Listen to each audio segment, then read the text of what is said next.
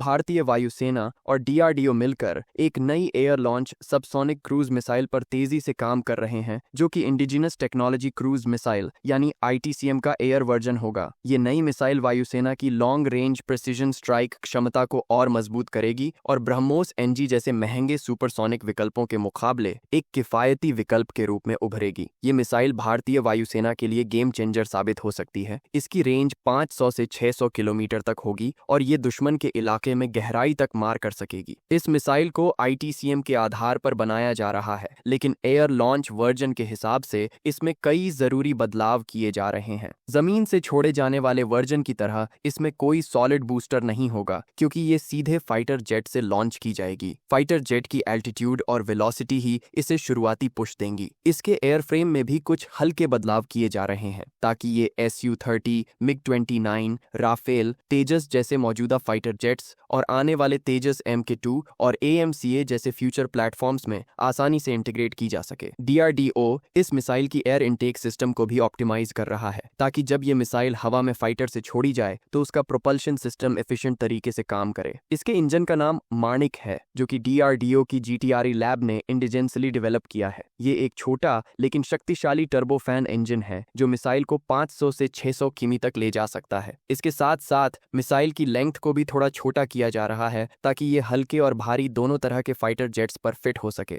इस मिसाइल का वजन करीब 1.2 टन होगा, जो कि ब्रह्मोस एनजी के वजन के बराबर है। ब्रह्मोस एनजी एक सुपरसोनिक क्रूज मिसाइल है जो मैक 3.5 की स्पीड से उड़ सकती है, जबकि ये नई सबसोनिक मिसाइल धीरे चलती है, लेकिन इसकी रेंज ज्यादा होती है और इसकी कीमत भी बहुत कम है। इसकी खासियत ये है कि कम स्पीड के बावजूद ये दुश्मन की एयर डिफेंस से बचने में सक्षम होगी, क्योंकि ये लो एल्टीट्यूड पर टेरेन फॉलोइंग फ्लाइट करेगी और स्टेल्थ प्रोफाइल रखेगी। मिसाइल में आधुनिक गाइडेंस सिस्टम्स होंगे, जैसे इनर्शियल नेविगेशन, GPS और शायद टेरेन कॉन्टूर मैचिंग भी, जिससे ये टारगेट पर हाई प्रिसीजन से वार कर सकेगी। इसकी फ्लाइट स्लो जरूर होगी, लेकिन ये लंबी दूरी तक जाकर दुश्मन की गहराई में बने कमांड सेंटर, एयरबेस या लॉजिस्टिक हब जैसे हाई वैल्यू टारगेट्स को डिस्ट्रॉय करने में सक्षम होगी। जहां ब्रह्मोस एनजी तेजी से टारगेट को हिट करने के लिए बना है, वहीं ये सब सोनिक मिसाइल ज्यादा इकोनॉमिकल सोल्यूशन है, खासकर उन मिशंस के लिए जहां लॉन्ग एंड्योरेंस और बड़ी रेंज की जरूरत हो। ये दोनों मिसाइलें एक दूसरे को कम्पीट नहीं करती, बल्कि एक दूसरे को कॉम्प्लीमेंट करती हैं।